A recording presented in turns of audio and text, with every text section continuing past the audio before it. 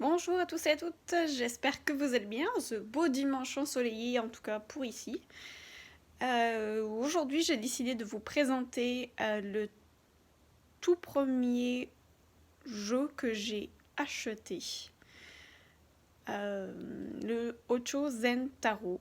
J'avais pris un cours dessus et je l'ai acheté à l'occasion de ce cours-là. C'est un tarot qui est assez différent, je dirais, des autres. Oui, c'est un tarot parce que vous allez voir que la structure est la structure qui rappelle fortement un tarot, mais ce n'est pas un jeu divinatoire du tout. Donc si vous voulez des cartes qui devinent ou qui prédisent l'avenir, ce n'est pas du tout un jeu pour ça. C'est un jeu qui s'appelle le Transcendantal du Zen. C'est plutôt une lecture de l'âme, une lecture de votre âme, de vos désirs à l'heure actuelle, au moment présent. Alors c'est vrai qu'au début, il ne m'attirait pas plus que ça, mais le cours en lui-même m'intéressait grandement, donc c'est pour ça que j'ai suivi le cours. Mais il s'est révélé que finalement, c'est un jeu que j'adore maintenant. Je l'ai trouvé extrêmement utile. Il m'a personnellement énormément aidé à trouver des réponses, à savoir ce que je devais faire, quel était mon chemin de vie, est-ce que j'étais sur le bon chemin de vie. Euh, il est très clair, il est direct et il parle vraiment, votre âme vous parle. Donc pour ça, je l'adore. Donc j'ai choisi de vous le présenter. Donc voici. Il arrive en différents formats. Lui, c'est vraiment le coffret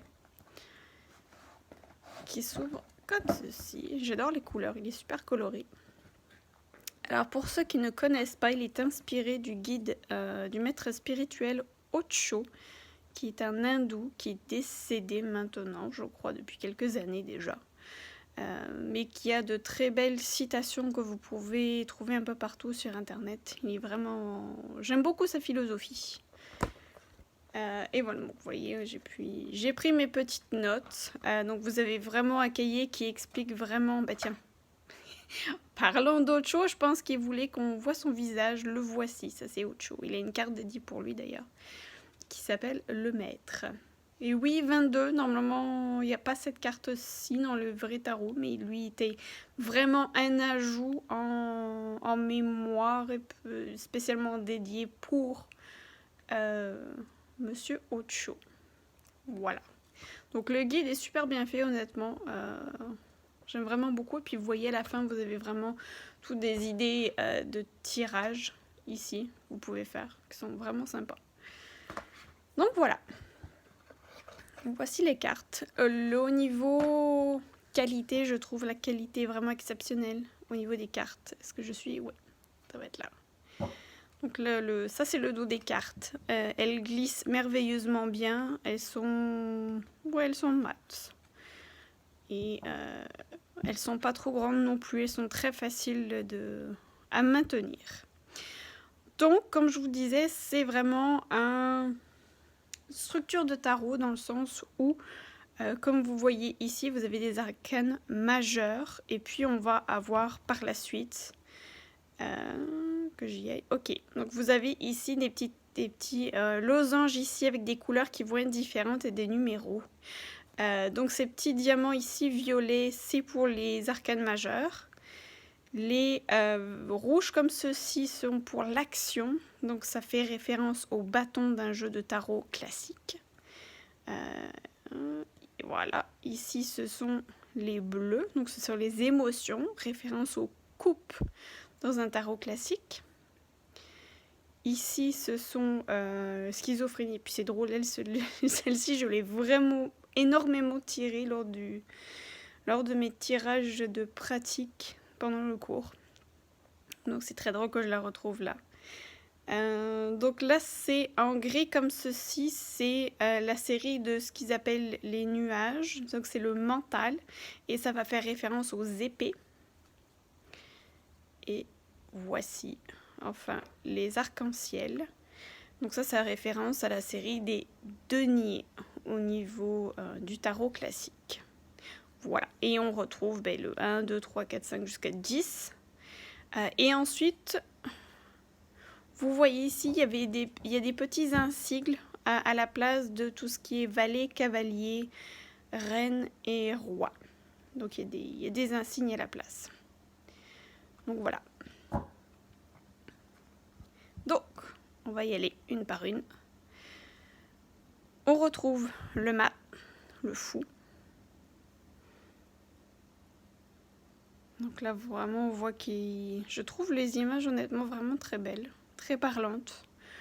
Donc vous avez, oui, un titre ici, mais je dirais que c'est beaucoup sur l'intuition. C'est beaucoup ce qui va nous parler sur l'image, qu'est-ce qui va vraiment ressortir. On développe énormément notre intuition avec ce jeu-là. Donc pour ça, je l'aime aussi vraiment beaucoup. Et puis je trouve les couleurs elles sont toujours très belles, toujours très inspirantes. Donc le mât, on retrouve l'existence. Donc normalement, c'est le battleur au niveau du tarot classique. Ils sont vraiment jolis. La voix intérieure. Ici avec les deux dauphins. La créativité. Le rebelle pour briser ses chaînes. La vacuité pour le 5. Normalement, dans les tarots classiques, le 5, si je ne m'abuse, c'est le pape. Celle-ci peut faire très peur, mais en fait, c'est une de mes cartes préférées du jeu. Parce qu'il indique que il faut faire le vide, littéralement le vide, faire le ménage à l'intérieur de nous. Et une fois que le vide est fait, l'univers va se charger de le remplir avec de super belles choses. D'après le livret explicatif, une fois le vide fait à l'intérieur de nous, une fois le nettoyage fait, quelque chose de sacré va naître. C'est quand même joli, hein? Et c'est drôle parce que quand j'étais rentrée dans la petite boutique, la dame qui était là, qui donnait le cours de tarot par la suite, m'avait fait tirer une carte. Et c'est celle-ci que j'ai tirée. Et je n'ai aucunement été... j'ai vraiment pas eu peur du tout, au contraire. Et c'est exactement ce qu'elle m'avait dit. De continuer à faire le ménage, de faire le ménage à l'intérieur de moi et que quelque chose de sacré allait naître. Ben, c'était pas trompé quand même, là, madame.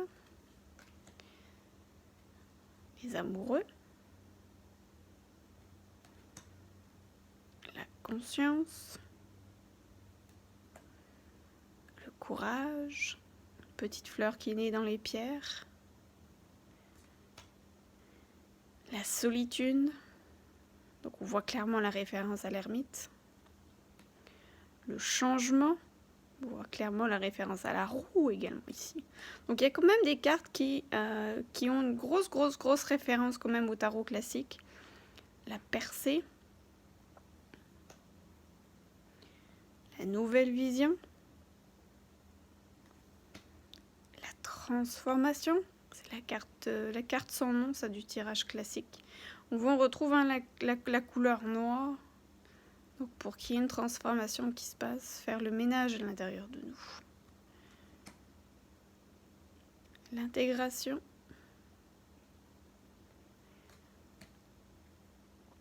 Le conditionnement. La foudre. Et oui, on retrouve la tour également. Là, c'est vraiment, ça fait plus référence aux idées reçues, à notre mental, notre ego. Faire tomber tout ça. Le silence, avec une jolie lune. Les vies antérieures.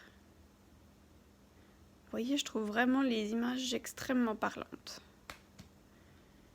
L'innocence. On voit un maître spirituel qui a un chapelet de prière certainement, avec une menthe religieuse. Puis on voit qu'il a l'air de vraiment s'amuser avec la menthe religieuse. Au-delà de l'illusion. l'achèvement. Et voilà, Monsieur Cho, le maître.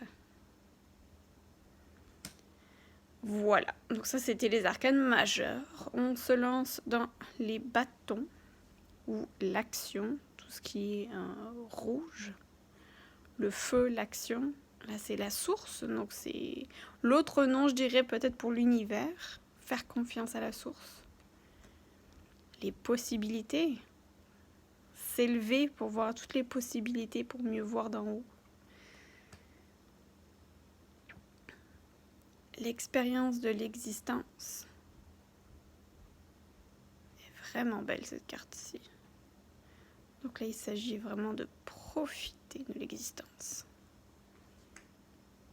La participation. On voit des mains ensemble. Des mains de différentes couleurs, mais qui s'assemblent. Vraiment belle. La totalité. Ouais. Pas terrasse manquée, hein. C'est vraiment des trapézistes, c'est une histoire de timing puis de faire confiance totalement à l'autre, sinon on est mal barré. Le succès.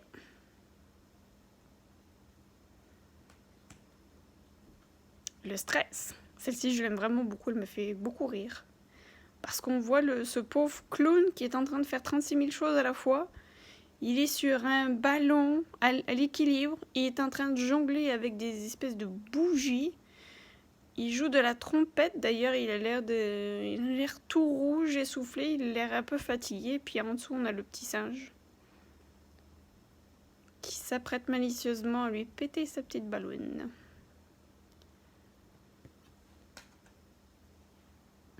Le voyage intérieur. On devine une chaîne de montagnes, mais avec quand même des nuages à l'intérieur. Mais le soleil est quand même là, pour éclaircir tout ça. L'épuisement. C'est vrai qu'il a l'air épuisé, notre pauvre petit monsieur. Il est un peu trop dans l'action, lui, à mon avis. La répression.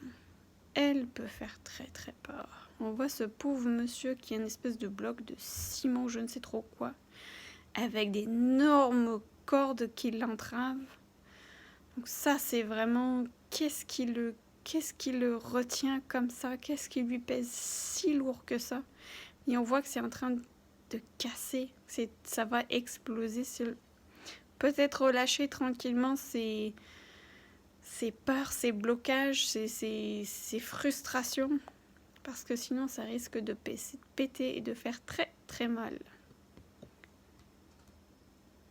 L'espièglerie.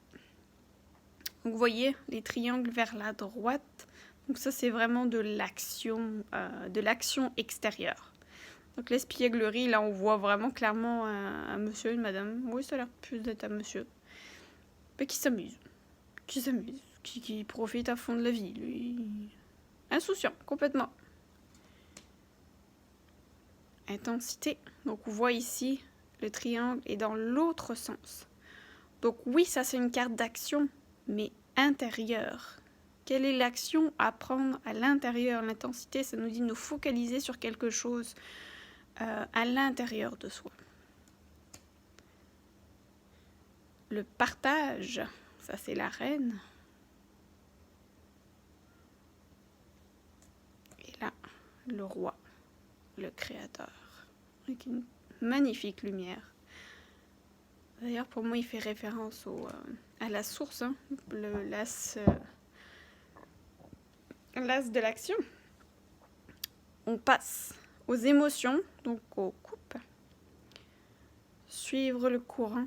On voit que la personne se laisse aller et flotte au gré de ses émotions. Mais il a l'air bien, il n'a l'air absolument pas paniqué ni rien. L'amitié. On peut être deux personnes de couleurs différentes, de religions différentes, d'appartenances différentes, mais on peut se mélanger et créer un joli orange au milieu. Très belle. La fête. Quel que soit le temps, faites la fête. Souriez, dansez, profitez du moment. profiter de la vie. L'introspection. Là, on voit que la personne est quand même extrêmement zen, malgré tous ces personnages assez dark autour, qui sont peut-être ses pensées ou l'opinion des autres. Donc elle a vraiment l'air de s'enfermer à l'intérieur d'elle, de méditer, puis de faire vraiment extraction, de laisser ces personnes vraiment à l'extérieur, de ne pas venir embêter sa tranquillité. Très jolie carte aussi. Très parlante. Quand je vous dis qu'elles sont parlantes, ces cartes-là. L'attachement au passé. Regardez ça. On ne voit pas le visage de cette personne-là. On ne voit pas qui elle est, qui est cette vraie personne-là, puisque son passé prend tout le dessus, prend le poids et cache la véritable personne qu'il y a. Puis on voit d'ailleurs qu'il est sur le point de casser. Hop. Le rêve. Est-ce que la personne rêve trop? Elle a l'air de rêver à un amour. Est-ce qu'elle rêve de le revoir? Est-ce qu'elle rêve d'une romance? Est-ce qu'elle est trop dans ses rêves? Est-ce qu'elle n'est pas assez dans ses rêves? Ça va t'interroger. Les projections. L'autre est souvent le miroir de soi-même. Ce qu'on n'aime pas chez l'autre, généralement, posez-vous la question. Qu'est-ce que ça renvoie chez moi qui me dérange? Le lâcher-prise. Très jolie photo aussi, celle-ci. Vraiment, j'aime beaucoup le dessin. Le lâcher-prise. Et ça que je l'ai tiré sous vos yeux, là. La paresse. Oui, il a vraiment l'air de se la couler douce. Donc ça vraiment peut être à double sens. C'est soit est-ce que vous procrastinez trop, ou est-ce qu'il serait peut-être pas temps pour vous, surtout si vous l'attirez avec le stress ou la fatigue, est-ce qu'il serait pas le temps de prendre un temps de repos. L'harmonie est vraiment jolie celle-ci. Les deux dauphins ont l'air de sortir du chakra du cœur pour aller rejoindre le chakra du troisième œil. Vraiment beau. La compréhension, ça je peux même pas vous dire le nombre de fois que je l'ai tirée, celle-ci c'est assez impressionnant. Donc on voit un petit oiseau jaune. On sent qu'il a envie de s'envoler, mais il n'y a pas de barrière devant lui, il a tout le loisir d'aller s'envoler. Donc vas-y, vas-y. Envole-toi, envole-toi. Non, c'est envole-moi, pardon. La confiance. Oui, là c'est vraiment... Pour le coup, c'est... Oui. C'est le saut de l'ange. On ne sait pas ce qu'il y a en dessous, mais la personne n'a vraiment pas l'air d'en soucier du tout. La réceptivité. Vraiment très belle carte aussi, celle-ci. Donc on voit un lotus à la place de la tête de la femme, clairement. La guérison. Très très belle carte aussi, celle-ci. Très positive. On passe au mental, ce fameux ego qui nous enquiquine. Mais je vous rassure, c'est tout le monde pareil. L'éveil. Vraiment belle celle-ci. Vraiment magnifique. La schizophrénie. Donc comme je vous disais, je la tire régulièrement celle-ci. Ça me dit de... lâche. T'as pas le choix. Là, où t'en es, lâche tout. Isolation. On voit clairement des émotions qui sont des pensées, des nœuds karmiques, quelque chose qui est vraiment cristallisé. Et on voit que ça pèse lourd, cette pauvre personne-là. L'ajournement. On croit toujours que c'est plus beau ailleurs. Hein.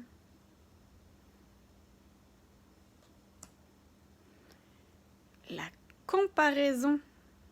Ben oui, un roseau, un chêne, on s'entend qu'ils sont pas pareils du tout, mais ça sert à rien de les comparer. Ils n'ont pas le même but. Pareil pour nous. Le fardeau. Qu'est-ce que les gens, qu'est-ce que la société, qu'est-ce que votre famille, qu'est-ce que votre entourage vous fait croire? Quelque chose qui vous pèse très très lourd et vous empêche d'avancer.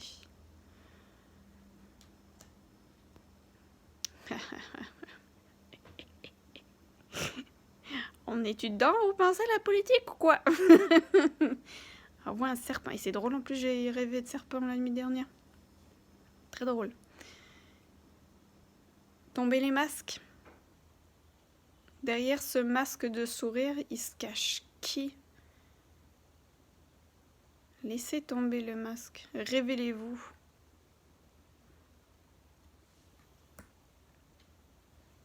La culpabilité. Ouh, elle est puissante celle-ci. Hein.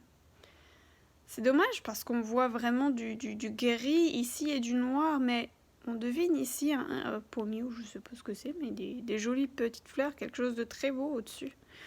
Donc si seulement on pouvait se débarrasser des sentiments de culpabilité qui nous enquiquinent la vie, ce serait bien.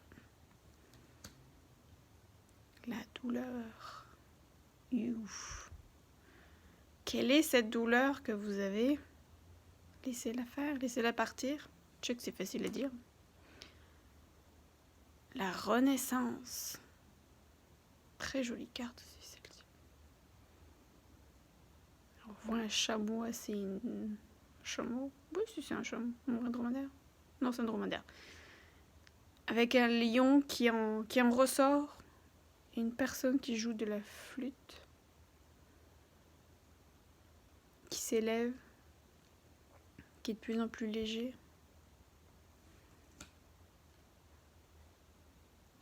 Le mental. C'est vrai que des fois, il y a des jours, hein, on va se l'admettre quand même, hein, il y a des jours qui sont pas très faciles et on a l'impression vraiment d'avoir une tête comme ça littéralement. La lutte. Ouf. On voit deux personnes qui luttent ici.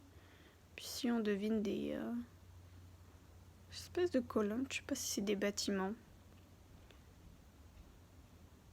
Et une personne en armure qui est vraiment prête à en découdre. Mais contre qui elle se bat? Est-ce qu'elle se bat contre elle-même? Contre des idées reçues? Contre des gens? Contre son mental? La morale. Qu'est-ce qui se met en travers de votre chemin? Quel est le blocage que vous pensez qui vous bloque? Parce que regardez, vous avez une ouverture en bas. Vous pouvez passer en dessous. Hein? Et le contrôle. Et celle-ci me fait vraiment rire. Il faut vraiment que je vous avoue quelque chose. Depuis le début, il me fait penser à Donald Trump. Trouvez-vous pas? En contrôle, en plus, on dirait comme un sphinx. Mais c'est tout du métal, c'est du froid, il n'y a aucune émotion. Donc là, c'est vraiment le mental qui prend complètement le dessus et qui contrôle tout. Trop dans le contrôle. Comme trop de contrôle, c'est comme passé là. Hein? Et on passe aux arcs-en-ciel, donc aux deniers. On va savoir qu'elles sont super belles ces cartes. La plénitude. Elle n'a pas l'air bien cette petite madame. On voit qu'autour d'elle, c'est vraiment des arbres morts, c'est gris, c'est sombre. Mais on voit qu'autour d'elle et son aura sont colorés, plein de fleurs, sont vivants. Très belle. L'instant présent. Et je les tiens aussi quelques fois, celle-ci. Hein.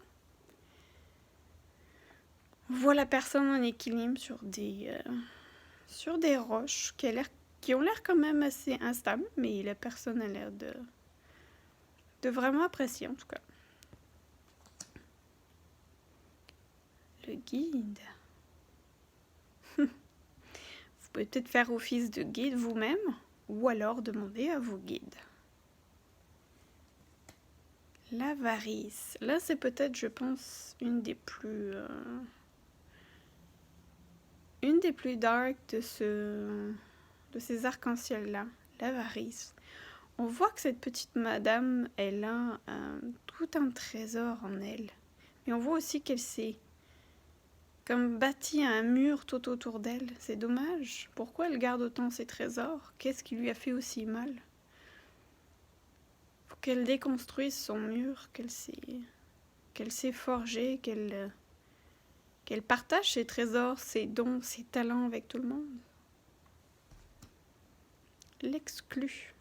On voit un petit garçon qui a une barrière et qui a l'air de rester enfermé, de vouloir sortir. Mais qu'est-ce qui l'en empêche? Regardez, le cadenas est ouvert. Il peut ouvrir. Donc, qu'est-ce que vous pensez qui vous retient? C'est vraiment uniquement votre mental qui joue là-dessus, là.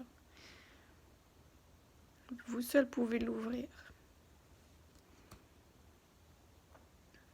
Le compromis. On voit qu'il se touche. C'est la première fois que je le vois, tiens. Qu'il se touche les petits doigts. On voit des guerriers samouraïs qui se tiennent, qui se touchent, qui ont l'air de vouloir faire des compromis. Compromis avec quoi? Peut-être avec votre mental, avec vous-même, avec les autres aussi possible. La patience. On voit cette femme enceinte avec un joli ventre rond. Et on voit les phases de la lune qui sont ici. Ça prend du temps, hein, la grossesse. Ça prend du temps de faire un enfant. Ça prend du temps une phase de lune. Donc on vous dit d'être dans la patience et d'apprécier le moment présent. La banalité. On voit la personne qui est cantonnée à son panier de fleurs. Et regardez tous les arbres qu'elle a autour d'elle, comme ils sont beaux. On pourrait croire quelque chose de banal, des fleurs dans un panier, mais en fin de compte, c'est beau. Il suffit de s'émerveiller des petites choses comme ça de la vie. Profitez. La maturité. Qu'est-ce qui est arrivé à maturité? On voit une pomme, une belle pomme rouge qui vient de tomber de l'arbre. Vraisemblablement, quelque chose est arrivé à maturité. Il va bientôt tomber. Nous sommes le monde. Elle est belle, hein, celle-ci. Regardez. Toutes les personnes autour du monde qui se dansent, se tiennent la main de différentes couleurs, religions, etc. Pour moi, c'est comme ça qu'on aurait tous être. Mais bon, malheureusement, on est encore loin. Mais ça prend de tout. Ça prend l'amour de tous et chacun. Ça commence par nous-mêmes. L'aventure. L'aventure nous attend. Laissez votre enfant intérieur sortir du bois et aller vers la lumière, vers l'arc-en-ciel. On a envie d'y aller avec lui, hein? Le ralentissement. Comme le lièvre et la tortue, ça fait penser au conte du lièvre et la tortue. Rien ne se sert de courir, il faut partir à point. Peut-être le temps de ralentir et de penser. Parce que c'est une flèche à l'intérieur, hein, donc c'est vraiment intérieurement. L'épanouissement. Et qu'est-ce qu'elle est belle aussi, celle-ci. La dame en tailleur avec plein de fleurs autour est assise sur un lotus. Puis vous voyez sa jupe? Elle est pleine de petites graines. Donc toutes les graines que vous avez semées vont récolter. Elles vont sortir bientôt. Et la dernière carte, la plus belle. L'abondance. Et qu'est-ce qu'on en veut de l'abondance, hein, dans tout? Financier, amoureux, relationnel, travail, tous les projets, tout. Et voilà le tarot Ochozen. Je suis super contente de vous l'avoir présenté. Je m'en sers pas assez, je devrais d'ailleurs m'en servir beaucoup plus que ça pour aider les gens à se retrouver, à savoir où ils en sont. Moi, de temps en temps, je vais me tirer quelques cartes pour voir où j'en suis. Quand j'ai l'impression d'être dans le brouillard un peu, elle m'aide énormément à éclaircir un petit peu. Donc voilà. J'espère que ça vous a plu, que vous avez aimé ce jeu-ci, mon tarot Ochozen, que j'aime énormément. Je vous souhaite une super belle journée. Je vous fais des tonnes de gros bisous et je vous souhaite tout le bonheur du monde. Ciao, bye!